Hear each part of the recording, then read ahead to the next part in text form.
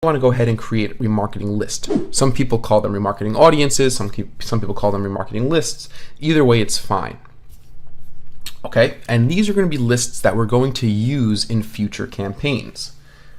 Just creating the lists does not mean we're creating a campaign. We're just creating a list. We're just creating specific audiences. It's not necessarily, we're not going to be running ads to them. We might not want to use them right away. We might want to start capturing certain types of visitors for later use, but it's always good to start creating your audiences now. So over here, like I said, we have our default all visitors audience, which was automatically generated for us by Google right when we set up remarketing. But let's say we want to create a little bit more thoughtful of a remarketing list. Let's say we want to track people who came to the file cabinets page, because we want to, for example, Poppin is pushing their file cabinets very aggressively because they have high margins on them. They're high quality products and they have a very low return rate. And I'm just making all that up, but let's say that's the scenario. So I'll copy this page, go back over to my remarketing audience. I'm going to create a new remarketing list, and it's going to be made up of website visitors. Okay, that's the remarketing audiences that we're going to be working with. So you click website visitors. We're going to name the list. So visitors of file cabinets main page, and people who visited a page with any of the following. These are my rules. Okay, so they visited the file cabinets page, and I have the option that the URL contains or the referrer URL contains. In this case, we want to click the URL contains, but I don't need to have the entire URL in there, because as long as it contains this extension or this subdirectory, we're going to be getting the correct people on this list. And once again, I could estimate my list size if my remarketing tag was active and there were people already who had come to this page. I would be able to see exactly how many cookies or how many people are going to be eligible to be marketed to on this remarketing audience. Right now it's telling me the list is empty. That's because we don't have a remarketing tag and we haven't captured any visitors. And in this box, we have the option to include past users who match these rules. I usually like to do that in some cases. If you recently made changes to your website, or you for some reason knew that the traffic that have come to your pages was not good traffic, then you would not want to include past users who match these rules. Membership duration. This is something we mentioned in the previous video. For how long will it take for the cookie to expire on your visitor's browser? So it's generally 30 days. Let's say I know that Poppin has a longer sales funnel at 60 days, so I'll make it 60 days. So it'll be a 60-day cookie. That means if somebody comes to my website on October 10th, right? They're cookied. We drop a cookie, a pixel into their browser. We then could remarket to them as part of this audience if they come to the furniture page. And if they have not come back to the site within 60 days, after 60 days, they are no longer eligible to be remarketed to with our remarketing campaigns. Okay? In this box, we could add a description. There's no need for me to do that here because it's a self-explanatory rule. And we'll go ahead and click Save. Okay, so now we're going to start populating this audience of people who visited the file cabinets main page. Now remember, we spoke about the idea of creating a cart abandoner campaign, a cart abandoner audience, so we could target specific people who had added products to the cart but did not check out. So for example, let's say we wanted to do that with Poppin. So let's go ahead and add an item to the cart so we can get the cart URL. So I'll go over to the white snow 3 drawer. I'll choose my color and I'll add it to the cart. Okay, now let's say I want to view the cart.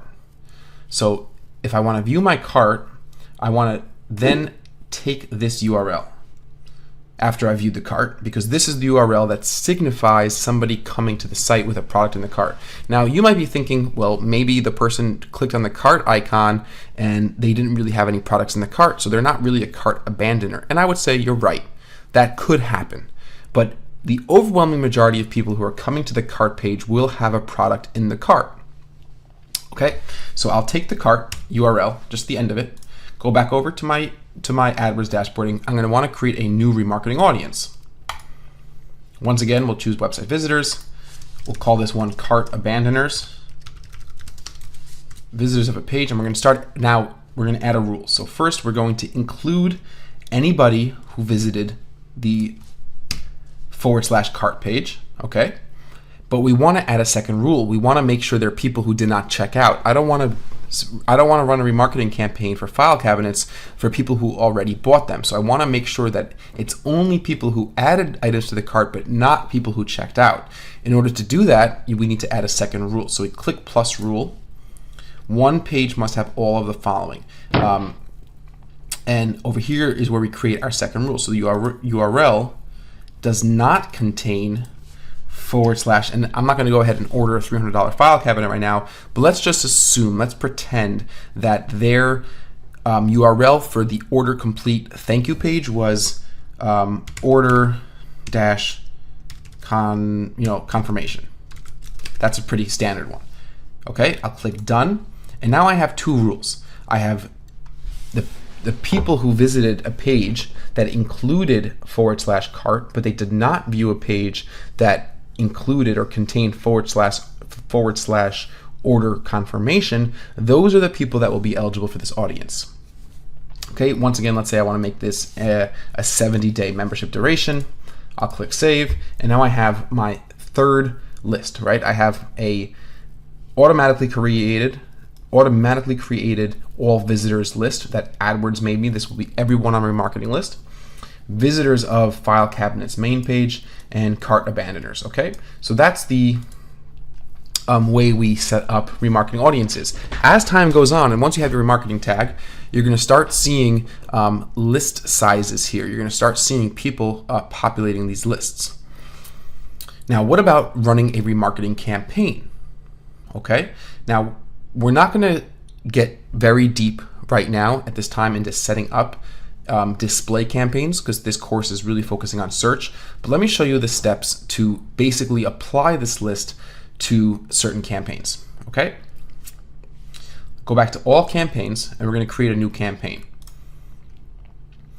We could create a search network only campaign, or we could create a display network only campaign, or we could do a search network with display select, which is a campaign type that I really don't like, and you should never really use it.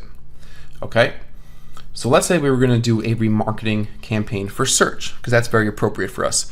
What that means is somebody who's been to our site before and now they're back at Google search and they're searching for certain keywords, we want to target those specific previous website visitors. We spoke about remarketing lists and search ads, RLSA, in the previous video, so you know what that is. So I'm going to go ahead and click search network only. And let's say we want to do a cart abandoners campaign. I'm nervous that people are coming to Poppin, they're adding items to the cart, and then they're going back to Google to comparison shop. So I want to be there. I want to show another ad to those people and give them a 5% coupon. It's a really, really powerful technique. It's really, really cool stuff. So I'll name this remarketing to cart abandoners, and let me just copy this because I'm gonna do all features, and I'm gonna have to click OK. And I'll paste my campaign name back in there. And we have all the same settings. So we're not going to go ahead and run through all these settings. Once again, I'll include search partners, US and Canada, and default bid, let's say, is 3. Well, I'll make my default bid a little bit more aggressive at $4 because, that's probably too aggressive. I'll make it at $3 because of the remarketing.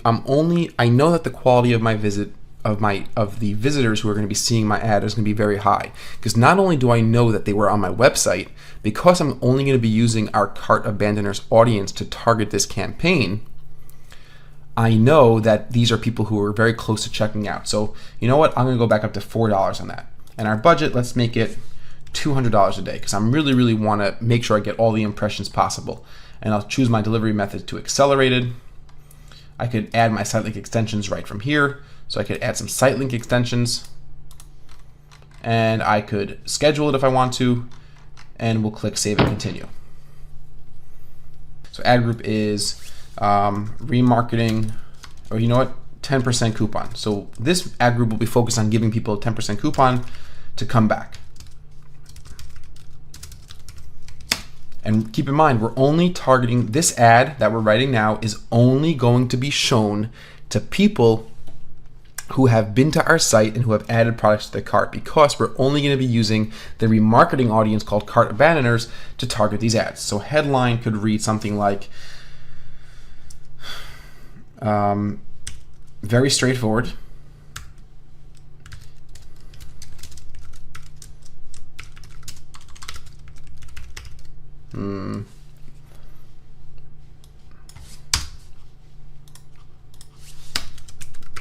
So I think this is a powerful headline. 10% off your pop-in cart. It's immediately giving off the impression and it's immediately conveying a sense of personalization. I'm speaking to you and I'm also telling you, I know that you've been to our site. I know that you almost ordered and I really want you to order. It means something to me. And it means so much that here's the 10% coupon. So you're conveying to a person that I'm treating you in an individualized way, while at the same time offering them a discount, which is incredibly valuable to the consumer. Description line 1. You could be as clear as unclear as you'd like. You could kind of write features, benefits. It's not as important here to describe the products because these are people who already added products to the cart. You want to just appeal to the person.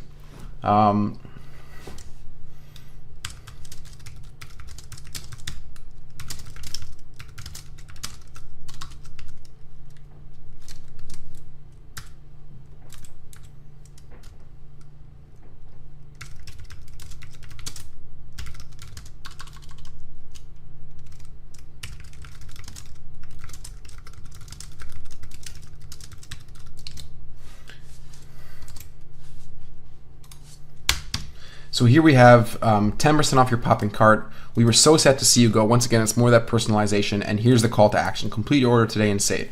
What we do need to do, I realize, we need to add the coupon. We need to actually give them the coupon code. So let's say we created a coupon code is save10. Enter, let's say, save10 at checkout. And save. And complete your order today. So we change this line up a little bit.